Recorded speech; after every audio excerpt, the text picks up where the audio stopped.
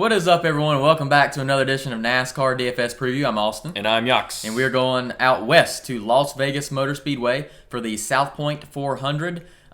This is the first race from the cut race, so the final 12 NASCAR drivers are available in the NASCAR playoffs to win the championship. Chase for the cup. Chase, yeah. Is that what they call it anymore? No.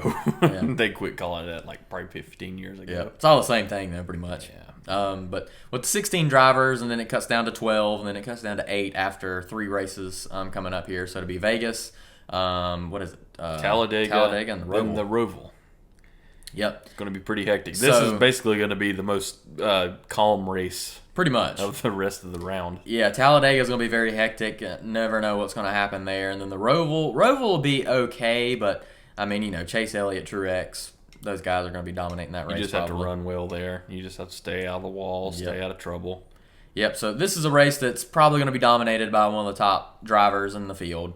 You're not going to see probably a surprise winner. It could happen. I mean, you know, DiBenedetto's finished second like twice here.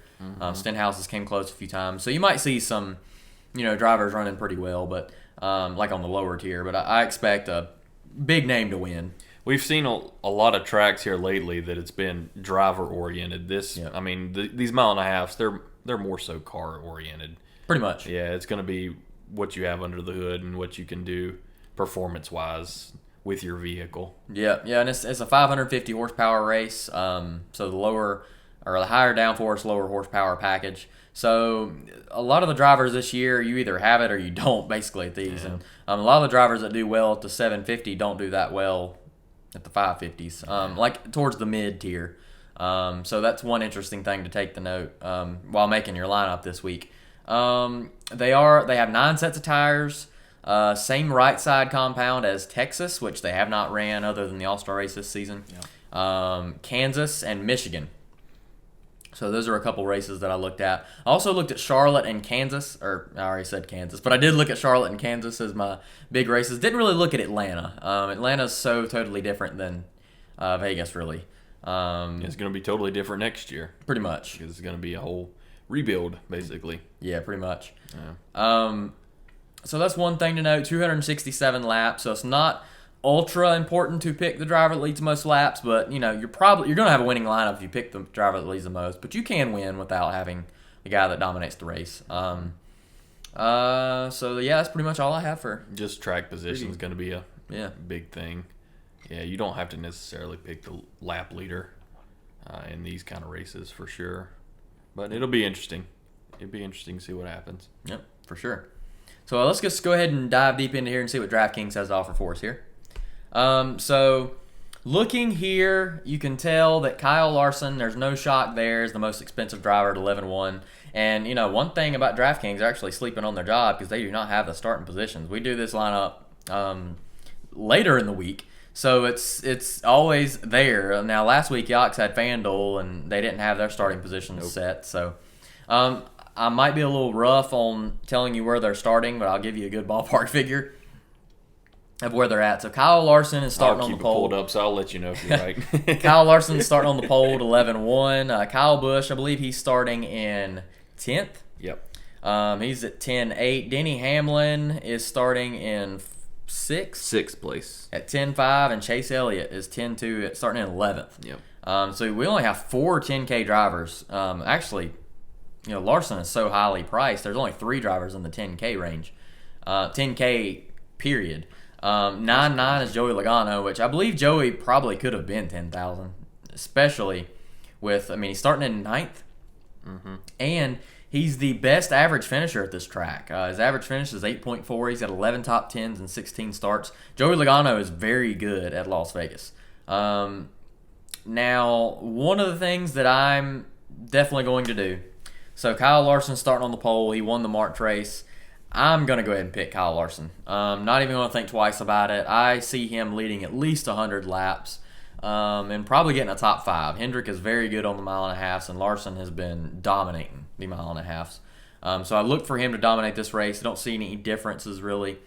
He's so far ahead in points, though, that, you know, I believe you said that he could basically start and make advance. Really only he needs to finish one race, it feels like, because he's like 30 points ahead. Yep. But still, I mean, if he can finish one race and another race, he's maybe like a couple laps down, which is probably not going to happen if he's running. He can advance to the round of 8. I was trying to think of the term for it. Yeah, so I'm just going to go ahead and pull the trigger on Kyle Larson. That leaves us with 77.80. So I'll scroll down the bottom here. I'll probably cut it off at Haley. Anthony Alfredo starting in 32nd. He's $5,700. He's an interesting name. He did finish like 24th or so at Vegas in the earlier race. But I'm not going to go with Anthony Alfredo. I think he might be picked a decent amount. And I think Michael McDowell might be as well. He's starting around like 23rd or so. He's at 5,900. But what I'm going to do, there's 2 drivers in my mind that a lot of times with these mile-and-a-half tracks, I like to stack a team. Typically, it's Richard Childress Racing because they're normally cheaper and they perform pretty well. JTG Daugherty probably on the big tracks. But this time for Las Vegas, I am stacking Roush Fenway Racing. So Chris Buescher starting in 25th, I believe. He is $7,300, and he's really good here, actually. His average finish is 16.9. This is one of his better tracks. He finished 14th in the March race earlier on this season. He also has a 14th, 9th, and 14th with the Roush team in terms of finishing positions at Las Vegas. So he's got this track pretty well figured out, I'd say. And I think that, the likelihood of him getting a top 20 is pretty high. And I'm going with his teammate, Ryan Newman. So he's $7,500. He's priced high enough to where he might not be picked that much. He's $7,500, but he's starting in 29th. Could easily see him getting a top 22. His average finish here is actually 15.7. He finished 18th in March at this track. And he's finished inside the top 20, I believe, in all of his Roush starts here at Vegas. So really like those 2 to stack to get you a top 20. Picking my Dominator with Kyle Larson. And then that leaves us with 8,000. So there's a couple drivers in this range. Cole Custer, Eric Almirola. I went with Cole Custer earlier on in the season, thinking Stuart Haas was okay, but they've been really bad on mile-and-a-half. So stay away from Stuart Haas if I was you. I mean, he is starting in the upper 20s, so he might get a better finish than you would expect, but I don't see it happening. Also, Daniel Suarez starting in 26th. He's at $7,600. He's got Richard Childress Racing engines, the ECR engines. So that's something to keep note. Tyler Reddick is starting in, I believe, 13th. He's a decent option as well. He's not that great at Vegas, though. So you got to keep that in mind. Ross Chastain's won an Xfinity race. Austin Dillon starting in 15th is an interesting option as well. But the driver that I'm going to go with up here towards the top is actually Brad Keselowski. So he's starting in 8th, which he's below $9,000, which Keselowski finished 2nd in the March race here. His average finish here is 10.8. In terms of like Kansas and Charlotte, I'm pretty sure he finished like top 10 in both. He's ran really well at the mile-and-a-half, so I really like that Penske Racing team for this race. Now, another driver that I'm interested in as well is Alex Bowman. So Alex Bowman, $8,300. He's starting in 7th. He's the cheapest playoff driver, which is probably the main reason why I picked him. But $8,300 for a driver that's won 3 races this year. I mean, I'm trying to think where he actually won. He won at Richmond.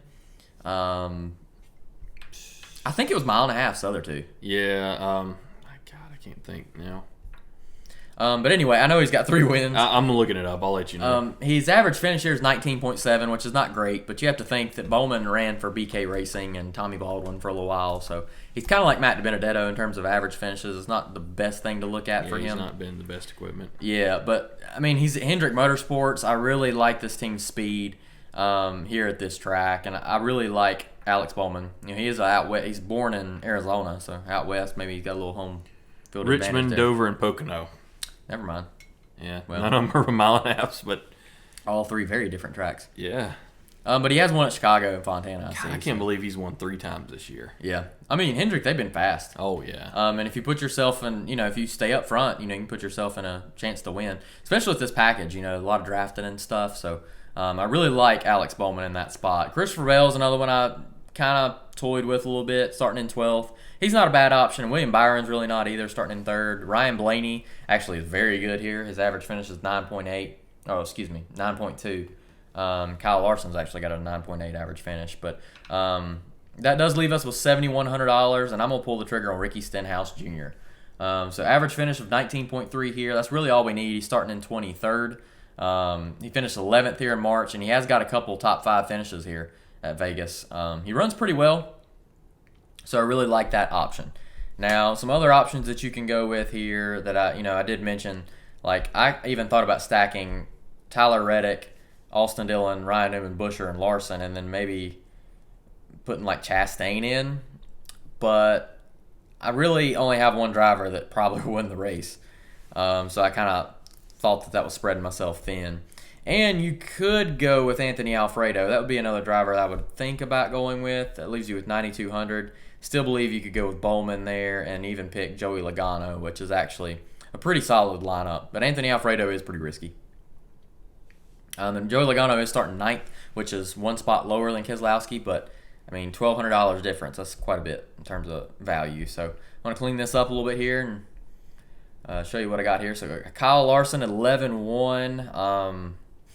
I believe he'll pretty much dominate the race. Second driver is Brad Keselowski at 8,700. Alex Bowman at 8,300. I'm going to scroll on down here. Pick the Roush Fenway duo of Ryan Newman at 75 and Chris Buescher at 73. And then Ricky Stenhouse Jr. in the JTG Darty Racing team with the Hendrick engine. So really like that option there. And that's what we're rolling with. So head over to Yachts for Fanduel. Alrighty. We look at the pricing model here. We have we're going back to this deal where the most expensive driver, it's Kyle Larson, 14.5, but the second most expensive is 13.5. We haven't seen that in a little while. It's usually been 14,000 and then on down, but they're distancing Kyle Larson a bit this week, and it's kind of surprising in a sense because he's starting first. And it's a mile and a half, and it's 267 laps.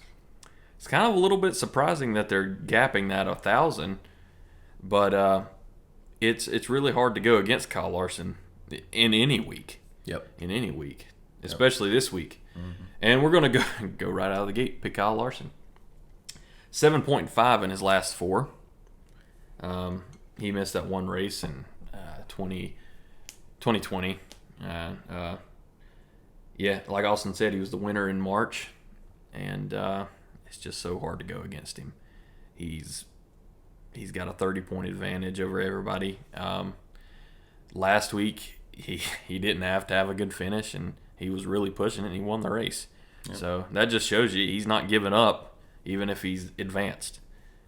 And I think he's so difficult to pass up, even though he is the highest priced driver, even though he's starting in first. I think he's going. In March, he led over 100 laps. I think he'll do it again. I think that's just going to happen again. He's just going to have to prove me otherwise. Yeah, basically. So we're going to go with him right out of the gate. But a lot of these drivers, you can't go wrong with. These are all playoff drivers in this area, and I think fairly priced. I'm a little surprised that William Byron's 11,000, starting in third. He's higher than Joey Logano. He's higher than Ryan Blaney. Higher than Brad Keselowski, they've all had great histories here in Las Vegas. I'm a little surprised William Byron is that high, but I think he's a guy that nobody's going to pick. Pretty much. And you could get a decent value there if you think he's going to lead a lot of laps. We'll see about that. He did win it. What was it, Homestead? So yeah, it was Homestead. So he's a good mile and a half driver too, but it is a little crazy when you see that. It kind of catches your eye a little bit. But we're going to move forward with that. You really have to have as many playoff drivers as you can at this point in FanDuel. It's just going to set you up better throughout the whole ordeal when picking your lineup. And if you can get at least 3 or 4 playoff drivers, I think you're in good shape. Now, next week's going to be a different story at Talladega. Yeah. And the Roval's going to be a little bit different story, but you still want to pick as many playoff drivers or those on the cusp of elimination at that point. But this week you can be a little more conservative if you want, but I don't think it's going to help you. And we're going to move down though. Next driver off the board will be Joey Logano. I went with Joey Logano in March. I was looking back and I was like, man, a lot of this is similar to what I was initially thinking, but I changed it up a little bit because I adjusted to how I think I'm going to perceive this race Sunday, right? Sunday, how I'm going to perceive it Sunday and what the circumstances are moving forward. He's 10,500 starting in 9th.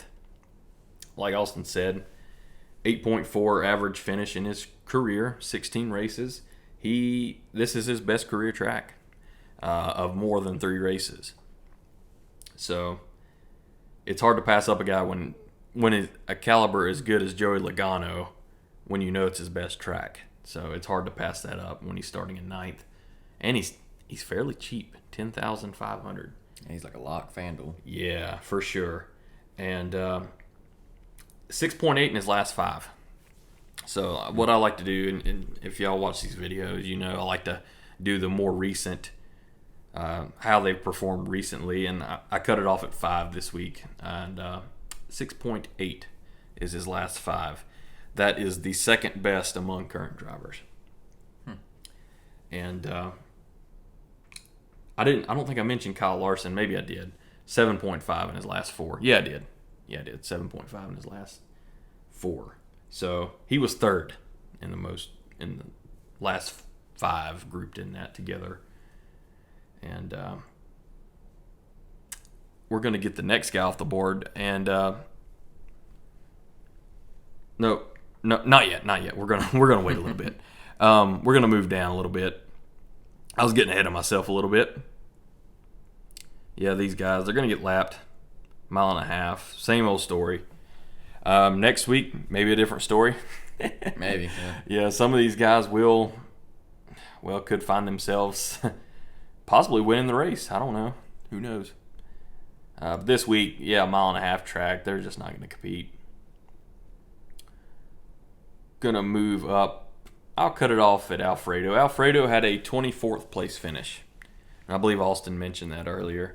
And starting in 32nd, I think that's good value. 4,000. If you decide you want to go with someone like him, you can get a lot of these good higher priced options. And I think that could reward you in the end. We're not going to go that route this week, though. Michael McDowell was a guy I was seriously considering. Starting in 23rd. He's got the pressure of the playoffs off of him now. And the last couple races haven't really been that bad for him. He's hovered inside the top 20. And that's really all you'd want out of a guy that's $5,000. And I think that's a good option, I feel like. We're going to move up, though. Ricky Stenhouse was an option that I was really considering, but I think a decent amount of people are going to pick him. Probably. Yeah. I think in Fanduel especially, that price point, $6,700. He's hovering around Bubba Wallace and Suarez and Eric Jones. I mean, those guys, they typically stay in that area. Now, Stenhouse has a good track record here, and I think he had a top 5 in his first race with JTG Doherty. I think it was a 3rd place finish. That race was kind of wacky, I feel like. Yep. That was the wacky one where Stenhouse finished 3rd and DiBenedetto finished 2nd, and there was a lot of people that normally don't finish within the top 10 or 15. They were in there quite often. So I don't know. I think he could muster up a top 15 for sure. And our next guys within this group, we're gonna go with Ryan Newman. And I feel like we've been saying this a lot here lately. Mine and Austin's lineups are looking a lot alike. And 16.8 in his last 4. He missed that one. That was after the Daytona crash. It was like right after it, I think, so he didn't race in that. But Ryan Newman, since joining Roush Fenway, he's raced 4 races here. All but one of them have been a top 20. Austin said they were all top 20. One. Oh, one? Yeah, one wasn't. That was his first one, though. So his last 3 have been within the top 20. Okay. And he's not had a great run as of late. But I think this is a race that he can really refresh and start anew. And I think starting in 29th, that's a good climbing point for someone like him. All you'd really ask for is a top 20. 9 spots to climb. I think he can do that easily. And another thing that I don't have like concrete stats about this, but the 6 car has really been a consistent top 15 finisher at Las Vegas. Trevor Bayne was a consistent top 15 finisher at Las Vegas. Now that could be driver, but like I said earlier, I think this is the type of track where it's more car than driver. And in the 1.5 miles, when Kenseth was filling in for the 6 car, I'm pretty sure he was consistently running top 15, at least top 20 in the 6 car, in the Roush Fenway cars. So I look for Ryan Newman to kind of repeat that. I think he's definitely got a top 15 car. Definitely a top 20 car. Mm-hmm. But I think you can get a top 15 finish this week. I think you can. 5,500 is a great price for him. And we have 97.50 left to spin. We got 2 of our, we got the highest priced driver knocked out of the way. But we got 2 in this little area right here that we've paid a little bit for, so we'll have just under 9,800 left to spend on average. So what are we working with here? We move on up. These guys, I think a lot of these guys here, Briscoe, Buescher's a great pick. Austin had Buescher in his lineup. I just think a lot of people's going to pick him, and that's kind of why I strayed away from him this week. That's a great pick, though. Starting 25th, he's got a great track record here. $7,000. That catches your eye immediately. And if you've done a little bit of research. And Chase Briscoe, 19th. That's probably about where he'll finish. Eric Almirola, 17th. That's about where he'll finish probably. DiBenedetto's had a decent track record here. 14th's a little bit high to climb, I feel like, to feel safe with at 8,000. Austin Dillon, he could get you a top 10. I'm not saying it'll happen, but 15th's probably about where he'll end up. A lot of these guys, they're starting about where they'll end up, and I think you're going to run into a lot of that. And especially at this track, especially when the lineups are preset. I'm trying to think. Nope, none of these guys I'm picking. Well, here we are. Yeah, I'm picking in this range. So we'll move up past Austin Dillon. And this is 97.50 on average. So this is about the range where we'll be working with. Now, we have a lot of options here. We could go someone like Kevin Harvick, who has a decent... let's go with Martin Truex. Martin Truex has a really good track record here. He's a multi-time winner here. 7,500 left to spin. You can get Almirola, Briscoe, and Chris Buescher. You get Chris Buescher. That's a heck of a lineup, I feel like, right there. We're not going to go that route, though. I wanted to get more playoff drivers, and that was my goal, try to get as many playoff drivers as I could into a lineup. And we'll cut it off. Well, Logano's been picked already. We'll cut it off at Blaney. I really like Blaney this week. Starting in second, though, I just don't know how much positive value he will yield. I think he could finish second. I think he could win the race. But I'm not banking on it happening. Yeah. I'm just not going to put that much faith into it. But two of our drivers are going to be picked in here. We're gonna try to even out this average. And Kurt Busch, we're not going with Kurt Busch, but starting in 20th, he doesn't have the greatest track record here. He won last year. That was his first win here.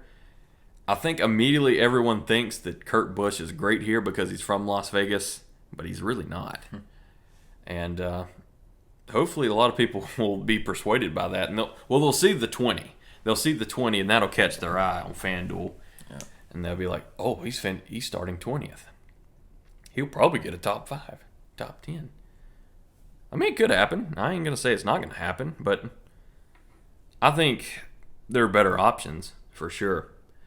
And we're going to go with Brad Keselowski, starting in 8th, 9,700. Brad Keselowski is the best in the last 5.4 average in his last 5. 3 of his last 5 are top 3 finishes. And also, he is a multi-time winner. I'm trying to think of how many multi-time winners there are. There's Kozlowski, Harvick. 4.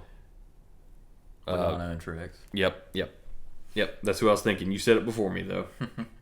3-time winner. He's the only 3-time winner, though. Yep. Keselowski's actually been looking good here lately. And I kind of thought that was going to be...